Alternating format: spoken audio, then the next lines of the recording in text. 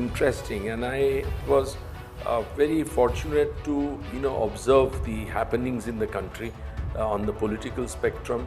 Simultaneously, the approach of the judiciary towards the citizens, and I mean, even as a young government lawyer, for example, in Supreme Court defending government of Gujarat and some state governments, I found that many a times minority members were targeted under good old laws which were very strict, like Yes. TADA and all. Yes. And I would invariably stand up and tell the court to release them. Have lost touch with the Constitution as Constitution was conceived by Dr. Ambedkar and his colleagues. And I must say that very few judges over, that I have seen in my 48 years of career, at least in last 30 years, have really understood what the Constitution is and what it was supposed to be. And what is it the role of the state, what is the relationship between the state and the citizen, and what is the role of the judiciary over the executive and the parliament. That understanding is very, very poor with the judges in last 3 decades, and they have really not read the Constituent Assembly debates. Since last 30-40 years, we have been seeing that they have been neglected, who deserve to be appointed as High Court judges, and some people who really didn't deserve to be appointed have been appointed. Equally, from subordinate judiciary, I have no doubt that there are some outstanding judges, and those judges have been ignored and in elevation to high courts. So, the whole process by the collegium system has been extraordinarily subjective. It was supposed to be objective. And I remember one sentence in second judge's case, which really should have been the guiding principle, that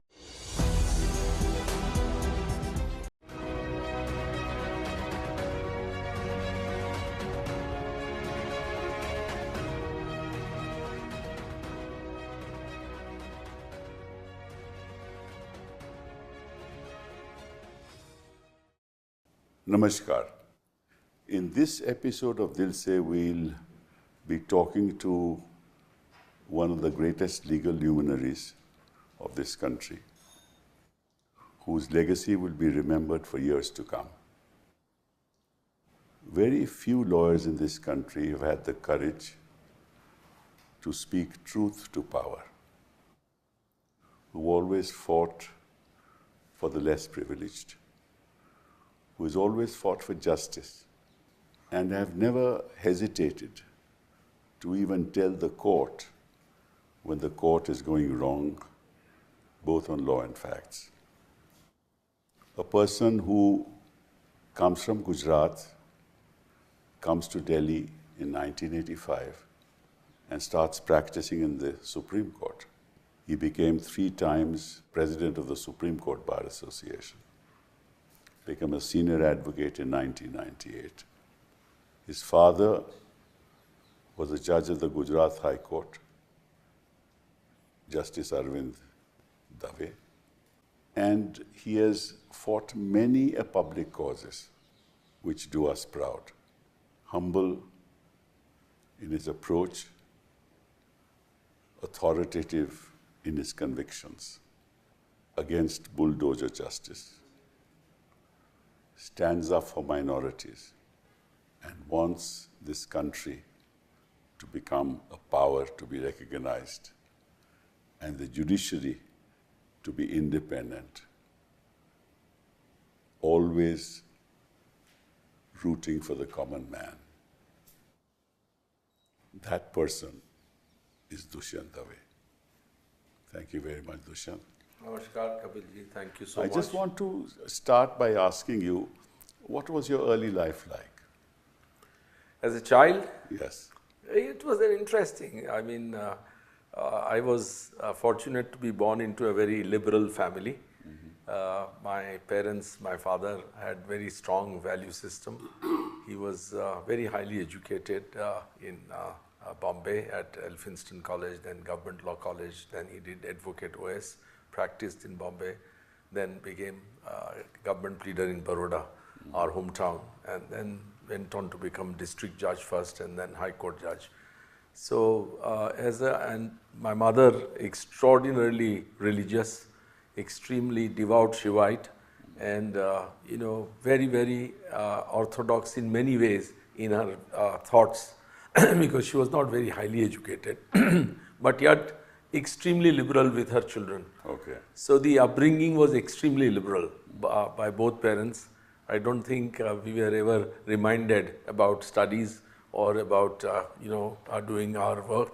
They knew that we would do whatever we had to do on our own, and so it was beautiful. I mean, journey took me and my twin sister, my other brothers. Siblings were much older. So two of us were with our parents when my father became district judge.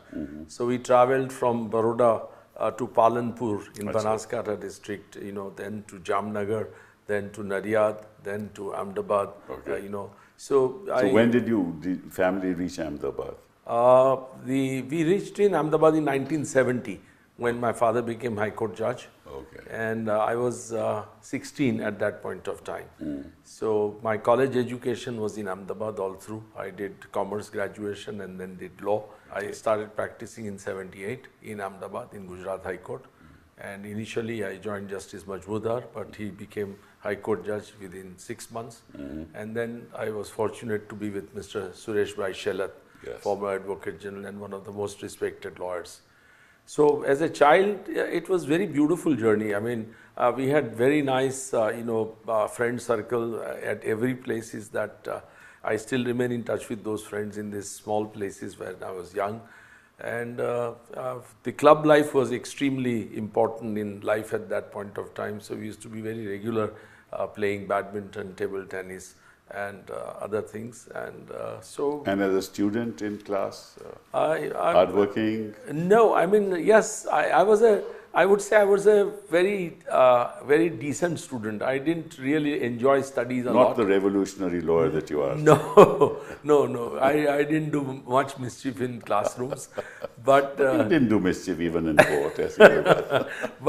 but I enjoyed studies in my own pace, Okay. without any pressure from my parents and without any pressure from myself. But enjoyed it. I would say that I was a reasonably good student, and but I had a lot of other extra interests, including reading. Okay. Even as a child, because I went to a Gujarati medium school, so I learned English much later when I was about 16 years of age. Okay. So I didn't really have, and even today I'm extremely uncomfortable with English grammar. I have never learned English as a language. We don't get any sense of that. When you're arguing. but so reading was my best companion, and I read a lot as a child also, and in college, of course, I must Because you have, quote a lot of Ambedkar in many of your writings, Yes. as well as when you argue in court, and so obviously you've I enjoy. Constituent Assembly debates you've read in your thoroughly. Yes, absolutely. And college was, I mean, there is no literature that I didn't read. English literature, of course, but American writers, then some Hungarian writers, some French writers. So all kinds of writers. So throughout your legal career, you were reading a lot, or were you too busy with the law? No. Throughout legal career, I had a very, I would say, disciplined life. I didn't have money when I started practice. In fact, as perhaps the country has been told more than once, that my first, journey as a lawyer was to share an apartment with a High Court peon, Jilu Singh, who was appointed by my father. And he used to pay 150 rupees rent and I used to pay 150 rupees rent. Oh, I see. That is how the journey started, because my father had retired and gone back to Baroda. Okay. And he didn't want me to be a lawyer. He Okay. wanted me What to did he be a want you civil to- servant. Oh, I see. And he forced me to even... That was a dream of many fathers at that point in Yes. time in the 70s. But I must say, the person who really pushed me to become a lawyer, besides my own thinking, was Justice D.A. Desai, who yes. came to Supreme Court. Okay. He was our neighbor, till 1976, 77. And he was very fond of me because we used to exchange novels. Oh. So, and he would always tell my father, he respected my father a lot. So he would say, Dave Sahib, this boy will become a lawyer. Don't worry about his future. He won't ask money from you. He'll be on his own. And I never asked money from my father the day I started practice. So what made you shift to Delhi in the mid-1980s? A dream, honestly, because by 78 to 84, I had developed a decent practice. I would say. Now, you used to meet me, you used to come to Supreme Yes, Court and meet and me. I have briefed you also. Yes. And I had, in the second generation of lawyers, I would say I was at the top in Gujarat in 6 years' time. Okay. And I had a very good, clientele, both from public sector undertakings of Gujarat, is also from the private sector, and a lot of individuals, of course, who teachers. A lot of companies, and, Nirma, yeah, and many of them. So teachers and many others. So I was reasonably okay. I, in fact, bought my first brand new Fiat. I still remember GAK 9999. Oh, I see there it is. In 1984.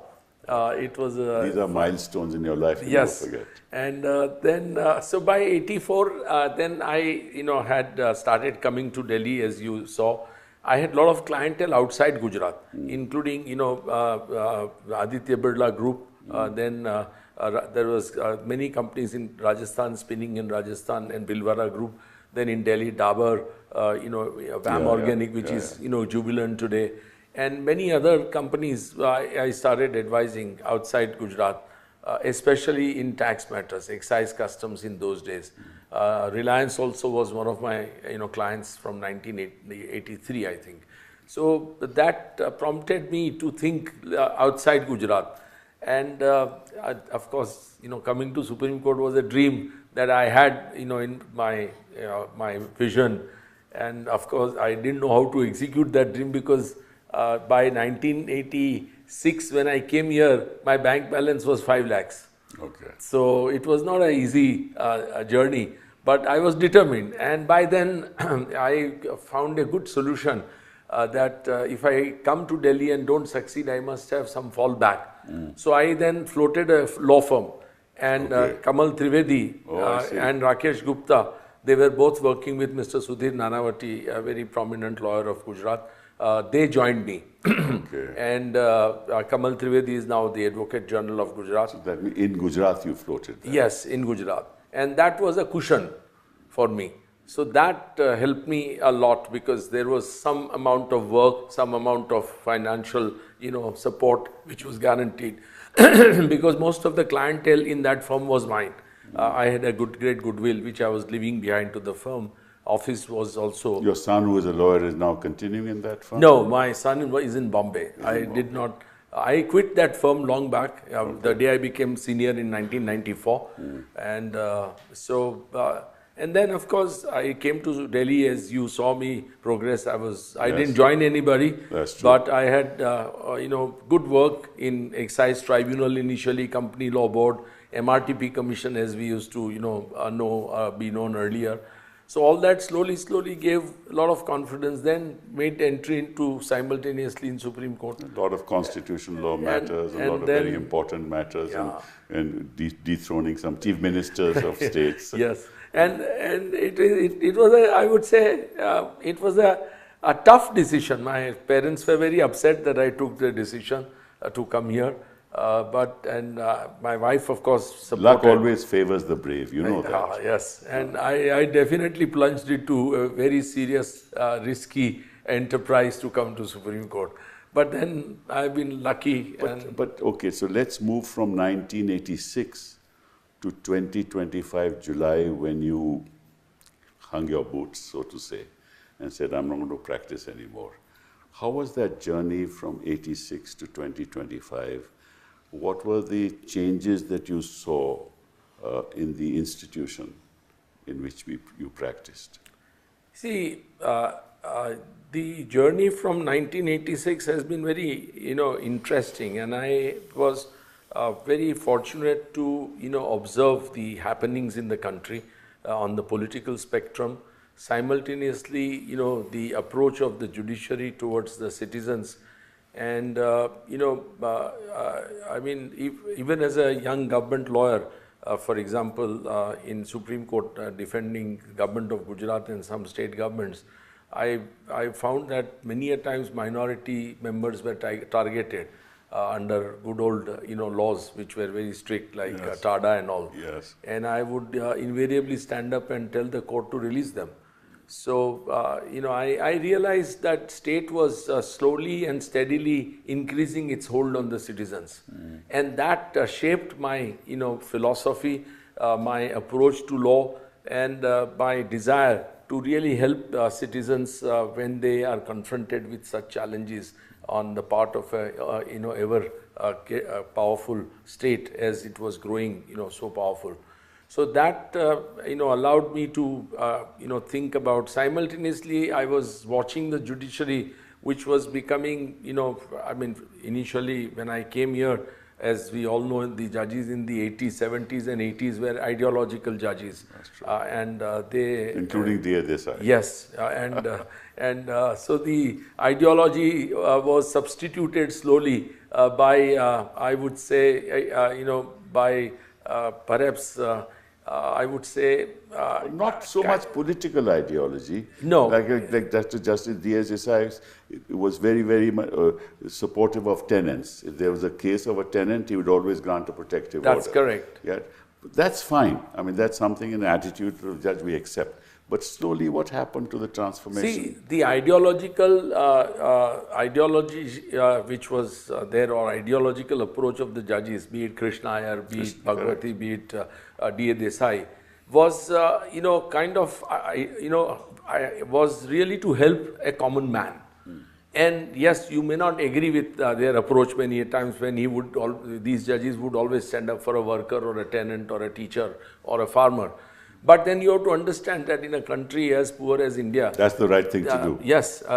So it was not I would say, it was not a dishonest approach. I agree. It was a judicious approach, which was, I would say, commendable at that point of time. And that really shaped the jurisprudence of the Supreme Court in a big way. Slowly, what has happened is that judges have become increasingly, I would say, anti-citizens. And therefore, over the years, one is saying that judges are not very sympathetic to a common man's problems or challenges, legal challenges. And they try and first they would try and look at the law objectively, apparently. But in that objectivity, I could see that judges were doing injustices to a common man.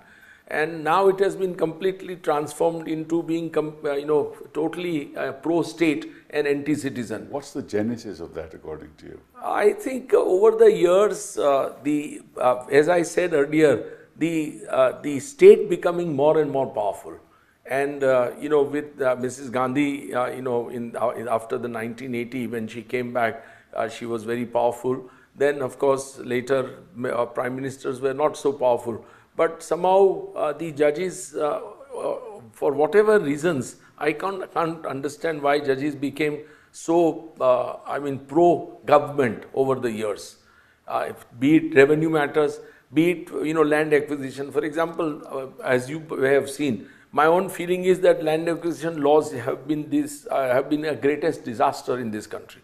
And they are a fraud on the Constitution. Why is that? Because over the years, I have been seeing that farmers' lands have been taken away, which are, prime lands, which they were tilling for generations, without really paying them the real compensation. The compensation which was fixed was to suit either the state for whom the acquisition was being made, or industrialist for whom the acquisition was being made. And those figures of compensation were absolutely, a minimal. And even to get that minimal amount, they were never market rate compensation, which should have been. And even to get that, the farmers had to fight for years. And in the process, lot of lawyers duped the farmers of their just dues. I know of lawyers in Gujarat who, became very, very rich because they would take away percentage of compensation from farmers' dues. There's a different kind of percentages that are taken away even today. Yes. Is that right? So, yes, absolutely right. So, it became an extremely, I would say, it became an extremely oppressive law. The whole purpose of, acquiring the land for a public purpose got defeated because public was being cheated. Public was being, made to suffer. So over the years, these judges have become increasingly, and supportive of whatever governmental action was, however right or wrong governmental action was. That somehow, and there I feel that judges really over the decades have lost touch with the Constitution as Constitution was conceived by Dr. Ambedkar and his colleagues. And I must say that very few judges over, that I have seen in my 48 years of career, at least in last 30 years, have really understood what the Constitution is and what it was supposed to be, and what is it the role of the state, what is the relationship between the state and the citizen, and what is the role of the judiciary over the executive and the parliament. That understanding is very, very poor with the judges in last 3 decades, and they have really not read the Constituent Assembly debates. Had they read them seriously and had they imbibed them, perhaps they would have feeling for the citizens, which unfortunately is not happening. Okay, now is this, whatever you are saying, is this somehow related to the method of appointment of judges? Undoubtedly, it is to do with the method of appointment of judges. You see, my own take is that the second judge's case, the petition which was filed by Advocate on Record Association, was where I happen to be a lawyer. Yes, was I regret. Yes, I am so happy that you. I feel that really has changed the very complexion of the judiciary, and over the last. But at that point in time, sorry to interrupt you, Dushyant, at that point in time, we as lawyers, Fali and I argued that case. We as lawyers felt that the executive was interfering too much in the process of appointment, and that this needs to change, because we had a lot of appointments being made at that point in time. I was not in politics at that point in time as such. I was, but not really active. So that was the rationale for it. But I think we got into a worse situation after Yes, that. you are right. My own feeling is that the executive did make some wrong appointments prior to 1990. That's right. But they were far and few. Far and few. Yes, there are serious, questions being raised about certain law ministers, as you and I both know. But at the same time, I would say that by and large, the Chief Justice's recommendations were fair in those days and were, well calibrated, well debated amongst the judges, and good appointments were being made. I can definitely vouch, and you will agree with me, that in 1978, when I started practice in the Gujarat High Court, it had impeccable judges. They were judges who were not just competent in law. They were people with great integrity. They were people with great courtesy, with great knowledge, and yet they, handled the court so beautifully, so enjoyably, that it was a treat to appear before them. That's true. Absolutely treat. Till I left in 1986, the Gujarat High Court was really an institution to be proud of. Right. And, after that, of and course, on I lost. reflection, the Gujarat High Court today? Well, every lawyer who comes and meets me, smallest to the most successful, really says, speaks very poorly about the High Court. That's also, very, very poorly. That's also true, because whenever good lawyers meet me and I ask them this question, the answer is somewhat the same. And that saddens us, because it's my parent High Court. So, but coming back to your question, appointments, undoubtedly the collegium system which Supreme Court, found out for itself, has turned out to be a disaster. And as a result of that, we all know, for example, since 1995, how many Chief Justices of India we have had who have performed questionably. It may be some 20, 25 of them. We, as Chief Justices of India, very, very questionable behavior. And therefore, and many judges we know, in the corridor, as I always say, that, ultimate barometer of a judge's, character and integrity is the corridor of a court. And corridor whispers are never incorrect. They are not, gossip. Those corridor whispers are actually, they stem from actual experience of the lawyers, which is shared within, canteen or in corridors. And that is why I, in fact, if you recall, in the challenge to NJSE, I stood up on in behalf of the Supreme Court Bar Association to argue, and I told 5 judges bench headed by Justice Kher that if you have courage, wear burqas and walk in the corridor of any court in this country, and you will know what your reputation is. I remember. And judges took it in a very nice way, sporting way. Yeah, I was not questioning their, character. I was saying that, look, there is a challenge. You are not willing to address the challenge. And the biggest challenge is this collegium system, where the appointments are really very, very poor. The court has suffered, the Supreme Court and High Courts have suffered not only in terms of, the character of the judges, but also in terms of their competence, in terms of their knowledge, in terms of their jurisprudential, experience. So, you have therefore now crop of these judges who I would say are not at all competent, most of them. So there are far and few examples who are very good, exceptionally good, but then by and large, today, the kind of judges you see, you feel that the process has really, and as you know, and I know it better, that bar today consists of some outstanding lawyers who deserve to be recognized. Since last 30, 40 years, we have been seeing that they have been neglected, who deserve to be appointed as High Court judges, and some people who really didn't deserve to be appointed have been appointed. Equally, from subordinate judiciary, I have no doubt that there are some outstanding judges, and those judges have been ignored and in elevation to high courts. So, the whole process by the collegium system has been extraordinarily subjective. It was supposed to be objective. And I remember one sentence in second judge's case, which really should have been the guiding principle, that you must select the best from amongst available. That's true. You don't do that. And as a result of that, the quality of jurisprudence, quality of justice delivery, and quality of judges have all suffered. Okay, so let me just comment on that, if I may. That my personal view is that when judges are moved from the High Court to the Supreme Court, and some of them have been Chief Justices in those High Courts, they have their own experiences of judges who they sit with, right? And they have associations of those judges. So when they come to Supreme Court and become part of the collegium, then each judge wants his particular candidate, so to say, quote unquote, to be elevated to the Supreme Court. So if you have 4 or 5 people part of the collegium, and each judge says, you appoint this person or you appoint this person, then it's a give and take.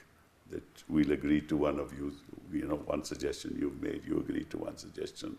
Now, that's the kind of bargaining that I believe does take place. And in the process, the government also says that we also need our nominees, right? So therefore, this is that kind of bargaining that is taking place, which is far away from merit. That may be one of the reasons for the dilution of competence and quality that you talk about. I fully agree. What you are saying is that there is a give and take in the collegium system, be it in high courts or in Supreme Court. Yes. And undoubtedly, as a result of that, the best candidates are not chosen. Exactly. Secondly, after 2014, we are seeing increasing domination of the executive over the collegium. Right. And because each Chief Justice has been weak after 2014, barring, last was a judge who stood firm was Justice Thakur, Chief Justice Thakur. After that, judges have, I would say, catapulted, and they have really become subservient to the executive on administrative side. And I know of instances where Chief Justices have been hobnobbing with the executive behind closed doors. Is that a practice that is prevalent in other parts of the world, in democracies of the world? Certainly not. Certainly not. I remember, when my father was a High Court judge, Mr. Chimanbhai Patel was then a minister in Gujarat cabinet and was our neighbor. And Chimanbhai Patel had worked under my father in student days. Yet my father refused to meet him and invite him to my sister's wedding, saying that I will not. Now that he is a minister, I am a High Court judge and I must not do that. So, that kind of objectivity was maintained in relationship. I have never seen anybody coming to my house, when my father was a district judge or a High Court judge in his career of 20 years. Never seen anybody questionable. That used to be the norm at one point. That was the norm. So, this has changed dramatically. Now there is law ministers, Home ministers. They are all hobnobbing with judges. We hear, stories which are, horrendous, where Chief Justices have admitted to friends that yes, Home Minister and Chief Justices have sat late in the court because of their interaction going on with the Home Minister. So, that kind of a thing happening is... and I also believe, and I may be wrong, because this again is actually some of these rumors have some element of truth to it, that the Chief Justices also say, let's get clearance from the government first before we recommend a name. Yeah, absolutely, absolutely. That's very most Yeah. And as a result, good judges have not been. We know at least there are 3 instances in Gujarat too who have been very seriously discriminated. Justice Jayant Patel, who deserved to come to Supreme Court, and Justice Akhil Qureshi, who deserved to come. We have seen in Justice Muralidhar's case in Delhi High Court. So likewise, there are Justice. That sends a signal. That Justice Sodhi, for example, who was from Punjab, Karnataka Chief Justice, top class. Top class. So, like that, there have been many people who have been ignored by the collegium, wilting under pressure from the executive. And the reason is that if the judge wants to give an independent judgment, and when he does,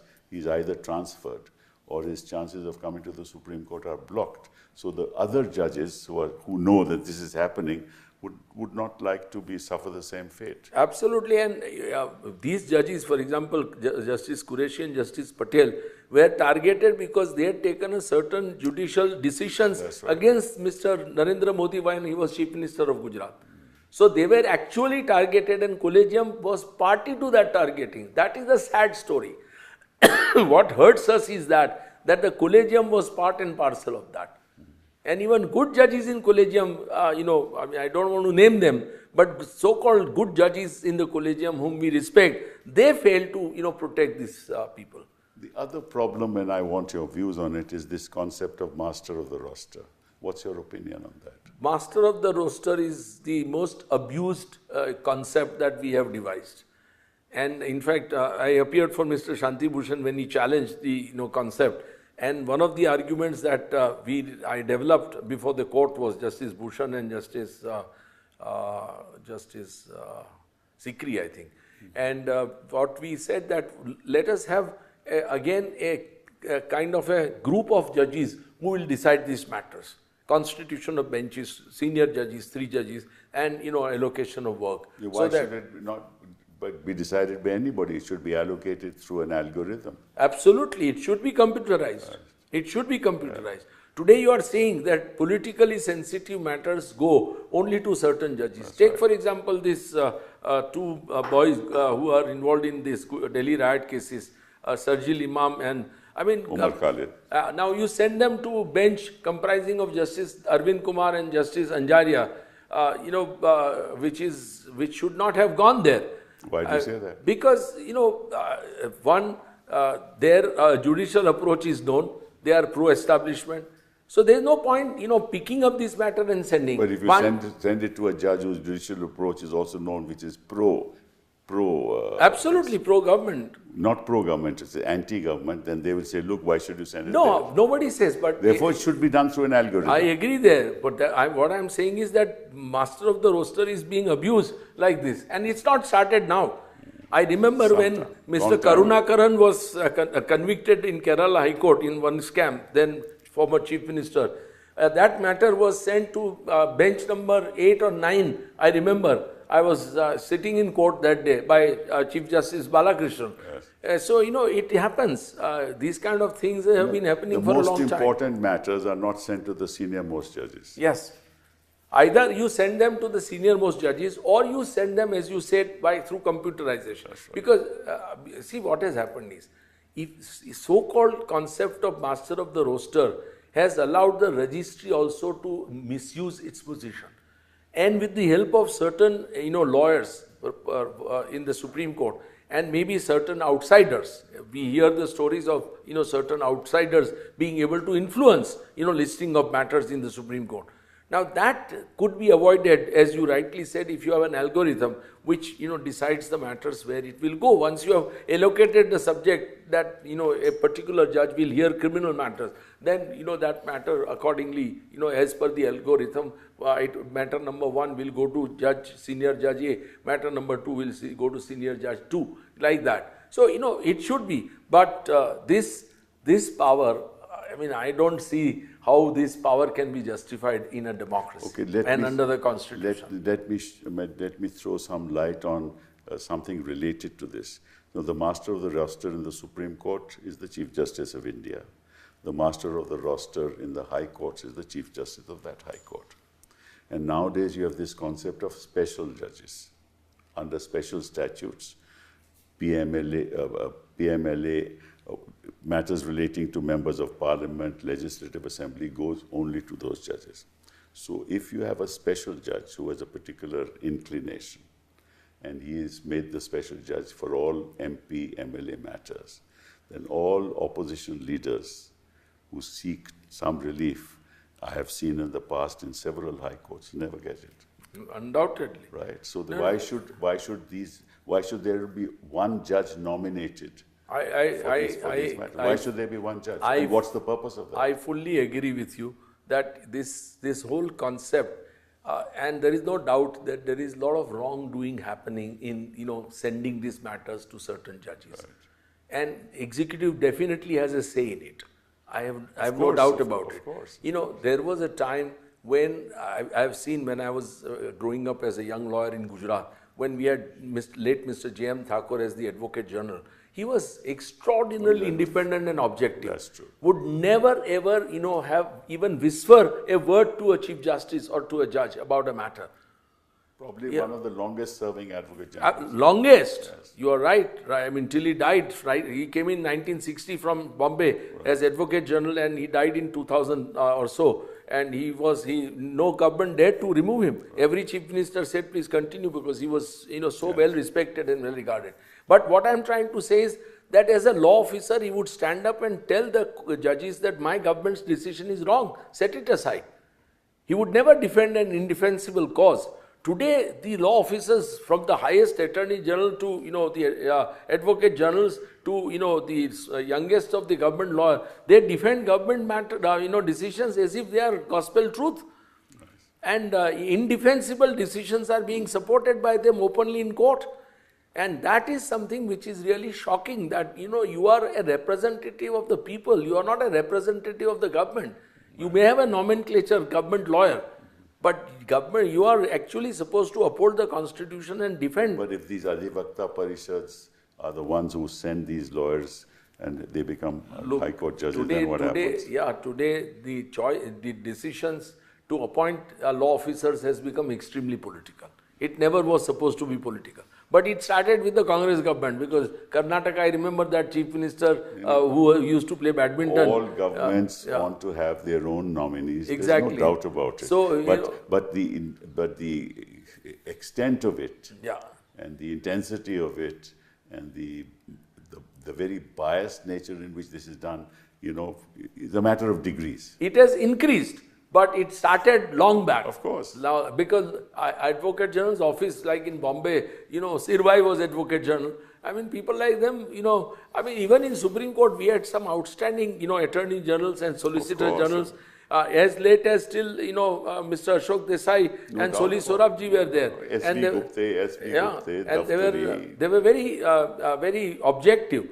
Yeah. But since this government, so it's a very combined effect today. What is happening, the falling standards in the judiciary is because of firstly bad appointments, then this so-called power of the Chief Justice to constitute benches and allocate matters. 3, most important, influence of the executive over the judiciary. In every court, there is an influence. Now, I believe that in many a times, these government lawyers go to chamber of judges and speak to them about matters. So, these are... had judges during vacations and you have protested. Yes, absolutely. You have heard matters out of turn and granted relief overnight. Absolutely. Yeah. So, things have gone now beyond repair, Mr. Sibal. And it is really very sad that there is no awakening within the system. No Chief Justice in last 25 years has decided to go into the problems facing, the judiciary and the resultant non-delivery of justice to a common man. Nobody wants to seriously sit and introspect about it. Nobody, has the heart, or the feelings for a common man. Now that is something which is beyond repair. I mean, beyond. But see, look at it from another standpoint. When you started practice in Supreme Court, say 86 onwards, the nature of litigation was entirely different, right? There was enough time for judges to sit back and decide on constitutional issues which matter. And therefore, they thought about these matters in depth before they. Today, they have no time. You have 60, 70 matters listed in court. Highly controversial constitutional matters have to be decided within a short time span. And there's not enough time for judges to ruminate, think about the consequences of their decisions. And therefore, that itself also is a very dangerous thing for the Supreme Court of India. Yes and no. Because, over the weekends, judges don't sit and read anything. They are traveling across the country, opening something or the other, cutting ribbons, giving lectures which are completely unwarranted. I mean, they make no sense. What they tell in those public speeches is completely defied in what they do in their judicial approach. So the judges are equally responsible. Take, for example, judgment on Article 370 by a constitution bench. If they had merely followed the statement of the man who piloted Article 370 in the Constituent Assembly, they would not have given this judgment. He explains what that article was about. You'll get trolled badly on this comment. Yes, so maybe, but they did not even follow that. Pro-Pakistani. So if you had to constitutionally interpret, the least that you could do was to do service to the framers of the Constitution. We did all that. Yeah, but so what I'm trying to tell you is that judges, yes, they are under pressure. There is no doubt about it. But now they have... doesn't give enough time for them to think about really in depth about matters. I don't think, Bhagwati, Justice Chandrachud, they used to sit back, ask questions, interact. Absolutely. Look at matters and the consequences of their judgments. This doesn't happen anymore. But they were also geniuses. Let's understand. No doubt about it. I mean, you can't compare today's judges to Bhagwati and Chandrachud and Krishna Iyer and even D.A. Desai or all those judges. Montvalia, so they were Justice Sharma. So they were Verma. truly, they had the concepts of law so clear, that it was a joy for, and their uptake was amazing uptake. Within seconds they could, pick up a matter. Today, you have most judges are, run-of-the-mill judges. They have no concept. Their pickup is very poor. And they do what their interns tell them, those one-page notes that they give them. They decide matters on that. They know more about the workings behind them. Yes, and so it is really a sad commentary. Adding to this, now, as you know, the strength of Supreme Court has now been increased to 38, which includes the Chief Justice of India. So it'll become 40, then it'll become 45. Well, what happens to the Supreme Court of India? Well, even today, they don't follow their own judgments. But what happens to the institution? What kind of the Supreme Court is message does the Supreme Court is not just the ultimate court, but Supreme Court is a court which lays down the law as per the Constitution of India. Article 141 says law declared by the Supreme Court is the law of the land and is binding on civil and judicial authorities. Now, that is the power Supreme Court has to lay down the law. But that law is not being followed within the corridor of the Supreme Court. From one courtroom to the other, depends on the attitude of the correct. judge. They are completely divergent in their approach, and even as you are seeing now, and I saw it, that you cite a direct decision, a judgment, they will not. They will find some way to get out of it, because they want to, decide matter in a particular way, not as per law. So, it's unfortunately with this... Is it a good omen for the strength of the Supreme Court to increase from 40 to 50? Will it help the institution? The answer is no. So, because, and will it reduce litigation? It won't. And certainly not. Sir, I mean, the other day, some researcher for Niti Aayog prepared a report. And he said that if, I don't know how far it is true, but he said that even if you don't have a single new case filed in India today, it will take 3-40 years to decide all cases which are pending. I mean, it's a shocking statistics. People are filing more and more cases every day, so therefore increasing the strength by 4 is not going to answer the question. No, and unless you introspect. See, biggest problem is that biggest litigant is government. Government goes on every day taking wrong decisions. Take, for example, PMLA. The kind of powers that Enforcement Directorate wields And today. Supreme Court doesn't do anything about wields today is shocking. I mean, it is nothing but open, I would say, open state terrorism. And the judges are sitting silent spectators, mute spectators. They have no respect for people's rights. They don't want to protect them. So, that's funny. But every way, in every which way, there is no governance left in the country. There is very, very subjective, decision-making process in government at various levels, and citizens are suffering. We all know that their decisions are taken by governmental authorities across the board, from lowest to the highest, with a political motive in mind. For political and financial. There is massive corruption in the country. We can't, ignore it. That's true. I mean, all these people who sit in power and think that there is no corruption, they are naive. I mean, or they just want to be blind. The Prime Minister said we'll get rid of corruption in no time. Look, listen, everybody, you know what is happening in income tax authorities, GST authorities, this ED, all these institutions. After demonetization, corruption was to vanish. Nothing else. It has increased manifold times. I can assure you that I come from Gujarat and I know many people in Gujarat, and they tell me that the proportion of corruption in Gujarat has increased 10 or 20-fold times. More money in the market, so more money to take. Yeah. So, people are, there is no doubt that, but nobody wants to address it, frankly. And I'm surprised Prime Minister himself doesn't want to address it. I have no doubt he sees what ED is doing day in and day out. And he knows it's it. to their advantage. So, but they are not, he is not willing. He did say, मैं खाता नहीं और खाने नहीं देता हूँ. But जरूर खाते नहीं है. We agree that he is a man with great integrity. But what about people around him?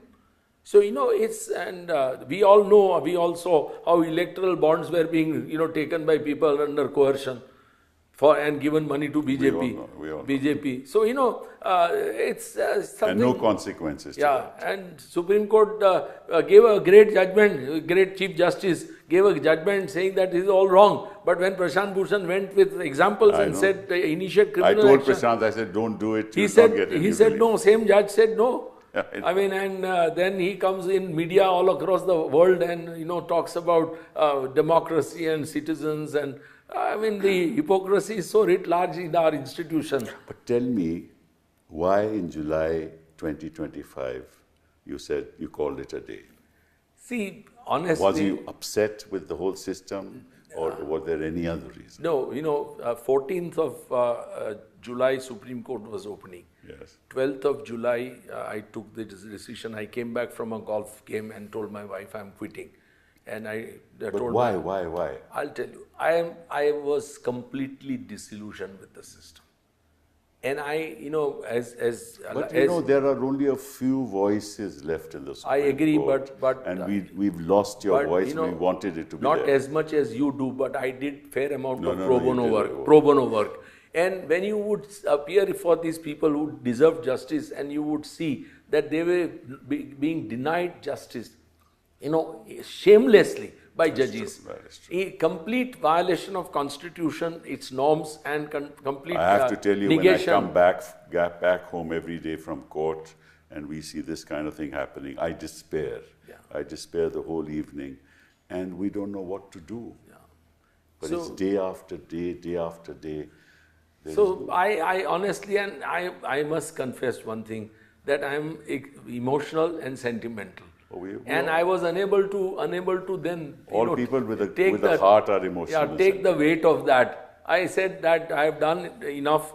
Now somebody else will take over. Fortunately, the system still has giants like you and many other people who help people in more than one way. So, that helps, people like Prashant Bhushan, Chandar Uday Singh, Meenakshi Arora. These are all outstanding, lawyers, even in Bombay. In Bombay High Court, people like Navroz Sirvai and, Mihir Desai, Brinda Grover. All these people, it's Indira Jaising. You have to be proud of, you may not agree with them. But these are many, I don't remember, recollect all the names. Let me formally thank you for the great contribution you have made to the legal profession. No, formally you thank don't, no, you don't have to thank me. I must because say, people I like- must say, Kapil, that it was a great joy. And the satisfaction was when you could, see smile on the face of people for whom you got justice. Exactly. I remember that day when I got the stay against bulldozer in Delhi, in that locality, I forget that, and Chief Justice Ramna, on my oral request, gave that protection. Yes. That was, the things like that, the last of the cases that I argued for 17,000 officers of paramilitary forces. Yes. Who are being denied promotion because of deputation of IPS officers under this government yes. from DIG onwards. Correct. And a bench of Justice Oak and Justice Bhuyan allowed our.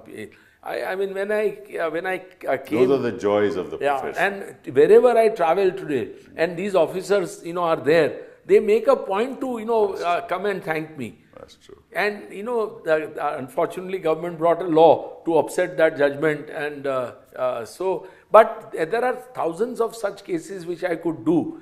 The love and affection that people gave me, really I have cherished it in my heart, and I will never forget that. So I mean, I did what I felt was my rightful, I would say, obligation to the nation and to the citizens. Are you as upset with the functionings of this government and the politics of this country as you are with the judiciary? I am not just upset, but I can definitely tell you one thing, that we are in a situation from where we will never be able to get out.